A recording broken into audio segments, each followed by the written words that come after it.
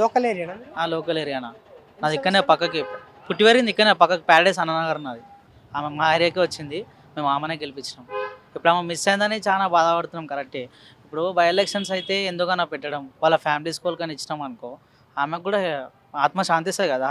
ఇప్పుడు మాకు ఎట్లా అంటే స్టూడెంట్స్ కాబట్టి అక్క లెక్క వాళ్ళని యూత్గా వాళ్ళని నిలబడ్డా కానీ బాగుంటుంది. ఇప్పుడు వాళ్ళు మంచిగా చేస్తే మేబీ మాకు టక్ ఆఫర్ ఏంటంటే కొంచెం కాంపిటీషన్ టఫ్ అయింది కాబట్టి వాళ్ళు గెలిచారు. ఇప్పుడు వాళ్ళు ఇంకా మంచిగా చేస్తే మేబీ జనాలకు ఏది నచ్చితే మేము కూడా అదే కదనా. పార్టీ అయితే చేయం కామును, జనాలకు మంచి జరిగితే చాలు. మేము ఏ పార్టీ వాళ్ళు ఏ పార్టీ గెలిచినా సరే టీఆర్ఎస్ అయితే హ్యాపీనే ఫీల్ అవుతుంది.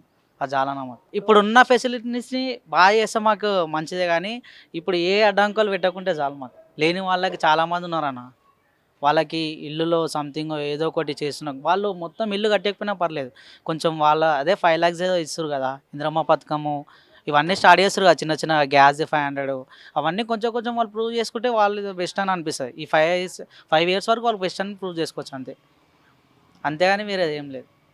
వాళ్ళు మాకేం శత్రు, వాళ్ళు వీళ్ళు మాకేం శత్రు. ఇప్పుడు అంటే పాపం ఆమె మిస్ అయిందని చాలా బాధపడుతున్నాం మనం అంతే.